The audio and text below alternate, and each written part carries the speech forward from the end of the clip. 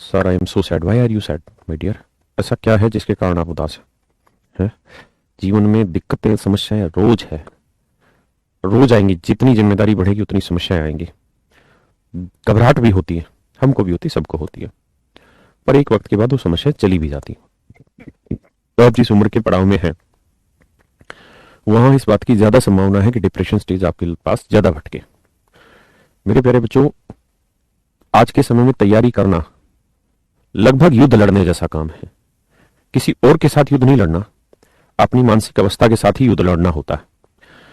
खासकर ये जो वनडे कॉम्पिटेटिव एग्जाम्स होते हैं और इन एग्जाम्स की तैयारी जो बच्चे कर रहे होते हैं वो कुछ कुछ थोड़ा सा ऐसे बच्चे होते हैं जो कम समय के लिए ही पेशेंस रख पाते हैं। यूपीएससी वाले बच्चे 3-3, 4-4 साल तैयारी करते रहते हैं।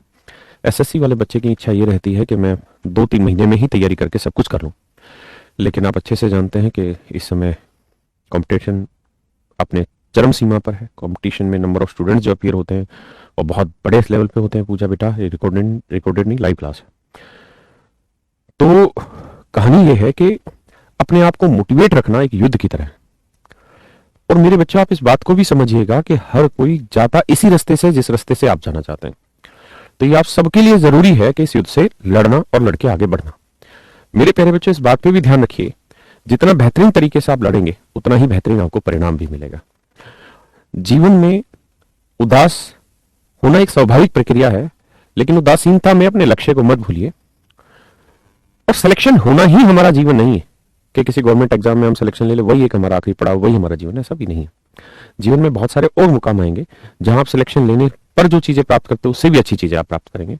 और भगवान आप सबको सिलेक्ट करें, जो मुझसे पढ़ रहे हैं उनको भी, जो नहीं पढ़ रहे उनको भी। जो बच्चा मेहनत कर रहा है भगवान उसकी मेहनत का परिणाम उसको जरूर दे, जो ईमानदारी से मेहनत कर रहा है। तो मेरा आप सबसे बस यही मतलब सुझाव है कि आप मन करके पढ़ते रहिए। जब भी थोड़ा सा उदासीनता आए आपके मन में, थोड़ा घूम फिर लीजिए इधर उधर, किसी चीज को, मूवी वगैरह देख लीजिए, किसी और चीज में थोड़ा टाइम स्पेंड करिए। और फिर जरूर ये सोचिए कॉपी पे कि जो समस्या आपके साथ हो रही है क्या वो सिर्फ आपके साथ है और किसी के साथ नहीं है, या जो परिवार की तरफ से दबाव है या जो समाज की तरफ से दबाव है क्या वो सिर्फ आपके ही साथ है। या अगर इस उम्र में आप किसी प्यार में आ गए हैं, लड़का लड़की के में या लड़की लड़के के में, तो आप सोचिए कि वो एक स्वाभाविक स्टेज आती है वहां चिंता की। लेकिन क्या वो सिर्फ आपके साथ है? नहीं, सभी के साथ है। क्या जीवन में आज तक कुछ रुका है, वक्त रुका है? बिल्कुल भी नहीं रुका। मतलब आपके पास बढ़ने के अलावा कोई ऑप्शन नहीं है। तो ऐसी स्थिति में आप कॉपी पेन लेके ये लिखें कि आपने कौन कौन सी अच्छी चीजें बाकी सबसे कर ली। आपने 3 महीने की तैयारी कर ली, 2 दिन की तैयारी कर ली, तो आप कम से कम उन बच्चों से तो अच्छे हैं ना जिन्होंने भी तैयारी करना ही स्टार्ट नहीं किया। हाँ, है ना? तो अपनी पॉजिटिव चीजें लिखिए और उसके थ्रू आगे बढ़िए। आप बिल्कुल भी परेशान मत होइए और इस बात को तटस्थ मान लीजिए कि समस्याएं आज है, कल थी और कल भी होंगी। समाधान आज भी निकलता है, समाधान पहले भी निकला होगा, समाधान आगे भी निकला होगा। आप बिल्कुल ना घबराएं। ये एक स्टेज होती है वर्क की। मैं आपका ज्यादा समय खराब नहीं करूंगा, लेकिन नया साल आ रहा है। एक छोटे से एग्जाम्पल की तरह एक बात समझाता हूं। एक पेरेंट्स थे, मैं बहुत अच्छे से उनको जानता हूं। उनकी शादी हुई, मतलब मियाँ बीवी, एक लड़का एक लड़की, उनकी शादी हुई, पति पत्नी बने। पति पत्नी के बनने के बाद करीबन 8-9 साल तक उनकी कोई संतान नहीं हो पाई। भगवान ने उनको संतान प्राप्ति नहीं कराई इतने समय में। बड़े दुखी रहे। 1 साल तक अपने आप को मोटिवेट किया, 2 साल मोटिवेट किया, 3 साल मोटिवेट किया। फिर जाके कहीं समाज की तरफ से उनको महसूस होने लगा, कुछ लोग जानकार होंगे वो बोल देते होंगे उस औरत को, लड़की को, उस लड़के को भी कुछ यार दोस्त उसके बोलते होंगे कि वह तुझ में दिक्कत है, ऐसा कुछ ना कुछ उस पर दबाव रहा होगा। मुझसे वो थोड़े से सीनियर थे, तो मैं उनको थोड़ा सा ठीक ठाक से जानता, काफी सीनियर है। उन्होंने बड़ी मन्नतें मानी, बहुत सारी जगह भगवान जितने भी उनको मानने वाले हैं, जिस भगवान के भी, हर एक दरवाजे पे वो गए।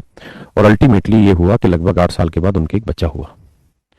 मतलब 8 साल तक उनके दिमाग में रोज यही टेंशन थी कि भगवान हमें बच्चा करते, बेटा देते, बेटी देते। बेटा हुआ जी, बहुत खुशी मनाई। पूरे गांव देहात में, समाज में बहुत जो खुशी मनाई जा सकती है, हर्षोल्लास किया जा सकता है, वो किया। धीरे धीरे बच्चा बड़ा हुआ, बहुत खुश थे। बच्चा शैतानी भी करता था, गलत चीजें भी करता था, समझाते थे, आगे बढ़ते थे।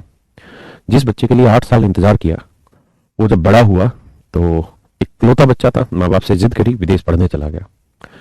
और कुछ साल पहले ही मुझे पता चला कि उस लड़के ने अपने आप से ही विदेश में किसी लड़की से शादी कर ली।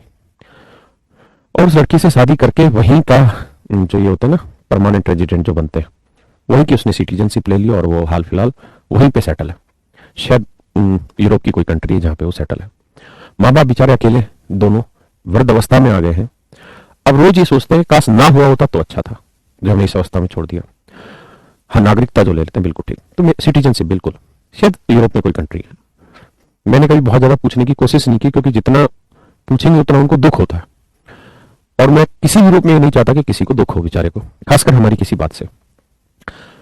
हाल फिलहाल मतलब ये है कि वो जीवन से बिल्कुल दुखी हैं, उदास हैं। बच्चे को रत्ती भर भी इस बात का फर्क नहीं है कि आज उनके माँ बाप किस अवस्था में। मैं इस बात से अर्थ आपको सिर्फ ये समझाना चाह रहा हूं मेरे बच्चे, कि जीवन में समस्याएं रहती हैं, उनके समाधान भी होते हैं। आप रुक नहीं सकते उन समस्याओं से, आपको आगे बढ़ना होगा, समाधान निकालना होगा। जिस भगवान में आप विश्वास रखते हैं उसके सामने अपनी प्रार्थना करिए और आगे बढ़ जाइए। उन माँ बाप के साथ भी ऐसा ही हुआ। शुरुआत के 8 साल, शादी के 8 साल उनको बहुत समस्याएं रही, उसके बाद भगवान ने खुशी दी। 15, 16, 18 साल बहुत अच्छे बीते। बच्चे को विदेश भेजा पढ़ने के लिए, बड़े गौरवान्वित महसूस थे। समाज में कहते थे कि एक बच्चा, हमने उसके लिए बहुत अच्छी एजुकेशन प्रोवाइड की। फिर उस बच्चे ने लेंटर लगा दिया उसी माँ बाप के, ऐसा लेंटर लगा दिया कि आज वो माँ बाप ये सोच रहे हैं कि ना होता तो अच्छा होता। आज वो माँ बाप बहुत उदास है, समस्या फिर आ गई। लेकिन हो सकता है भगवान फिर सुनेगा उनकी, और उनके बच्चे को कभी ना कभी फिर से अकल आएगी, फिर समस्या का समाधान हो सकता है। और वो फिल्म में कहते हैं ना, एंड अच्छा ही होता है, तो शायद अच्छा ही हो।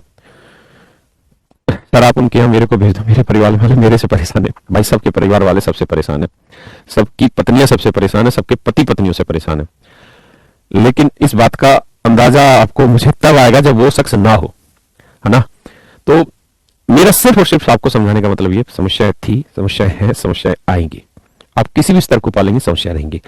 जीवन उन समस्याओं से सुलझ के, संघर्ष करके आगे बढ़ने का नाम है। आप ऐसा करते रहिए, समस्याओं का समाधान निकालिए और आगे बढ़िए। आइए मेरे प्यारे बच्चों,